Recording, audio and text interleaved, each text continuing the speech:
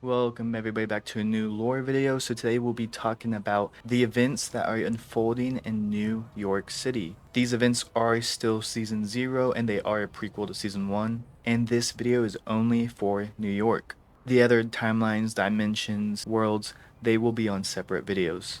And again, these coexist at the same time or simultaneously, and there will be callbacks or references to each video. So be sure to watch all the videos. I hope you guys enjoy, and let's dive straight into the New York story. Present day New York, Season 0. So starting off, Iron Man had an idea to build a machine that would bring back and integrate the entanglement of the timelines and restore his own reality. His main allies and contributors for this device are the future versions of T'Challa and his sister Shuri, along with Reed Richards and some locals like Peter and Moy. This device was called the Time Stream Reintegration Device, or TRD for short. Tony happily called it Trudy. Reed and Tony are currently trying to build this device while facing the challenges of present Doom cutting off all communications via satellite, future Doom constantly sending Doombots, and vampires ruling over New York. So the trip to the Avengers Tower and the Baxter building was dangerous. After being attacked in his own building, Tony took a break to try to control some of the chaos outside. Eventually, Reed found a way to communicate with Tony's armor. Reed needed Tony back in the lab because Reed came across a shard of pure chronovium. Their conversation got interrupted by Moon Knight, however. Moon Knight tells Tony about a spell from the Darkhold that Khonshu wants to use. This spell will permanently kill all vampires, but the only downside is it will kill thousands and thousands of innocent civilians who fell victim under Dracula's curse. Of course, Tony is hesitant. Tony is interrupted by Friday, Tony's AI. She states that an Asgardian signature just appeared in Central Park. Tony asks Moon Knight if he's coming to help. Moon Knight says that depends on Tony's answer. Ultimately, Tony agrees to try Khonshu's plan. Meanwhile, Squirrel Girl and her army of squirrels are battling hordes of vampires. After winning the vicinity, Squirrel Girl's favorite friend, Tippy Toe, came along to inform her about a giant squirrel that fell from the sky. Squirrel Girl, in disbelief, decides to go check it out with her squirrel army. Squirrel Girl then finds a giant squirrel deep in an enormous crater. She asks if it's okay, and to her surprise, the giant squirrel spoke. But not in the way that Squirrel Girl can communicate with squirrels, but this giant squirrel actually spoke English. The squirrel explains that she is named Ratatoskr and she is from Asgard. She explains she is a messenger of the World Tree. Ratatoskr was in trouble, to which Squirrel Girl asks if it was Loki. Ratatoskr said she has her own feelings about Loki and what he has done to Yggdrasil in Asgard, but through her vision, she believes it wasn't him, but rather two Midgardians, a sorcerer and a vampire. They had casted a spell, bringing Ratatoskr to Midgard. Ratatoskr then explains to Squirrel Girl that her special horn is made from Yggdrasil itself and has light-bearing powers. Her horn,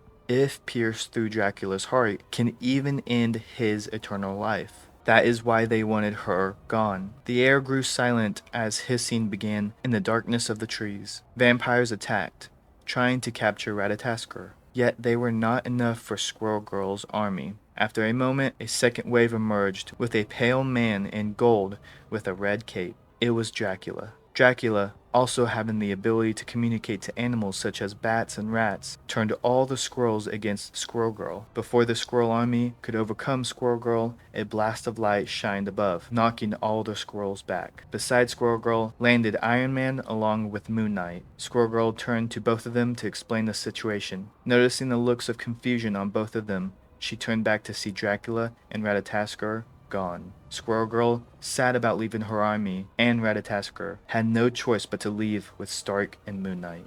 Previously, before the entanglement, somewhere else in New York, Cloak and Dagger were fighting criminals when a bright light appeared above the city. At this time, they do not know what it was. Fast forward back to the present, Cloak and Dagger find themselves fighting vampires. Although, there was a problem. When the time stream entanglement happened, and using the dimensional travel inside Cloak, they realize that they no longer can physically see each other. Rather, they appear to see the world through each other's eyes. They couldn't coexist. Not knowing what was happening, they get the help of a friend named Reed Richards, aka Mr. Fantastic. He explains that Doom created what was called a time stream entanglement. which affects timelines, dimensions, etc. This was the bright light that Cloak and Dagger experienced weeks before. Since Cloak and Dagger were using Cloak's dimensional travel at the time, their cells became entangled, and neither of them could be in a material space at the same time. Think of it as they are now one person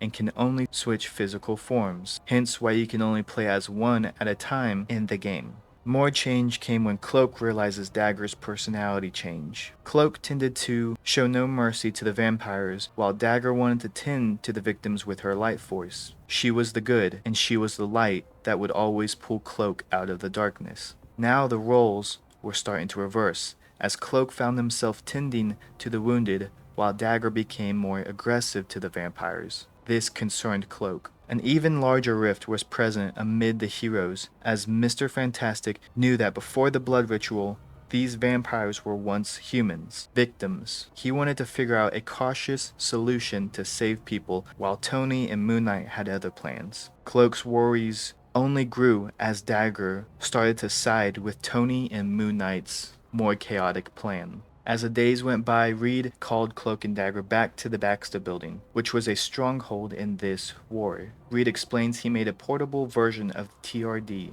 He says it won't restabilize timelines, but it may help them become untangled. Dagger was overjoyed, yet Cloak remained grim. He didn't like the idea of being another test subject.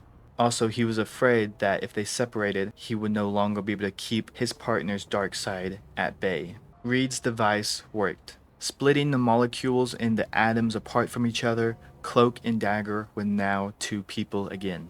Reed then explained that teleporting was not an option for them anymore. Their matter was now existing on the same physical plane, but their energies were still intertwined. Teleporting would combine Cloak and Dagger again. In that moment, Ben Grimm came over comms to Mr. Fantastic, reporting a group of vampires attacking civilians. Because Cloak and Dagger couldn't teleport, Reed lended them transportation. Meanwhile, as Cloak and Dagger arrived, they see off into the distance a ferry on the water filled with vampires. Cloak wanted to help the civilians on the ferry, but Dagger suggested blowing the whole ferry up and being done with it. Cloak was in absolute disbelief. He couldn't tell if she was joking or if she was serious. Deciding to ignore her, he charged right onto the ferry. Dagger sighed and followed.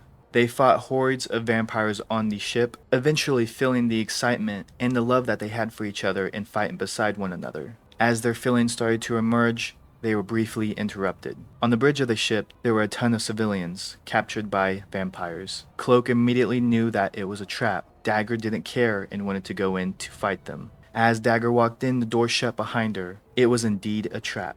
Dagger did her best to fight hordes and hordes of vampires within the bridge. Cloak watched in horror as Dagger was losing the battle with many vampires. He knew what he had to do to save the civilians and Dagger. Dagger kept screaming at Cloak not to go through with it. She didn't want to be intertwined again and she didn't want to lose him. But Cloak knew he had no other option. Just as a vampire was about to sink his fangs into Dagger, Cloak opened up his cape, teleporting into the bridge, hugging Dagger with his cape.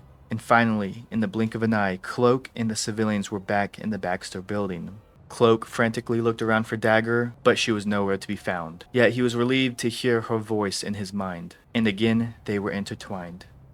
Elsewhere in New York City, Spider-Man only wanted one thing, and that was to see Aunt May. He would go to visit once a week, ever since he moved out. Yet now he couldn't, because Dracula had control of Manhattan and all bridges were swarming with vampires, even in the skies above. As Spider-Man sat down contemplating everything around him, a small portal appeared and shot out a note saying that the Spider Weaver needed Spider-Man's help. Eventually a bigger portal opened and a woman named Spider-Zero came through.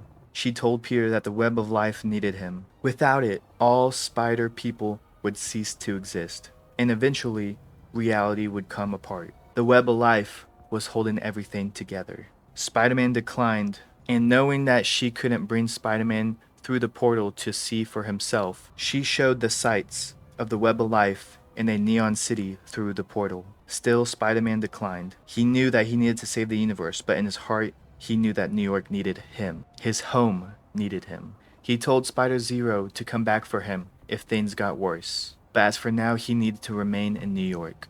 Spider-Zero, before leaving through the portal, said that she would come back to get him. As Peter stood there alone, confused on who that was and what all that was about. A light shined from above. It was Johnny Storm, aka the Human Torch. He told Spidey to stop moping and gave him hopeful news. Blade was spotted in Central Park. Peter was shocked. They both rushed to Central Park to find Blade, the legendary Daywalker, slashing through a herd of vampires. Peter and Johnny joined in. Peter was glad Blade showed up, but was concerned because Blade is a massive target since he's able to exist in the sun. They took out the hordes with ease, but soon Peter's spider sense tingled. Dracula showed up. With Spidey and the Human Torch trying everything they can to create openings for Blade, the Daywalker himself and the Lord of the Vampires go at it, fighting and countering each other consistently with swords and fists. As the Human Torch and Spider-Man faded into unconsciousness from lethal strikes from Dracula, they witnessed Dracula capturing and taking off with Blade.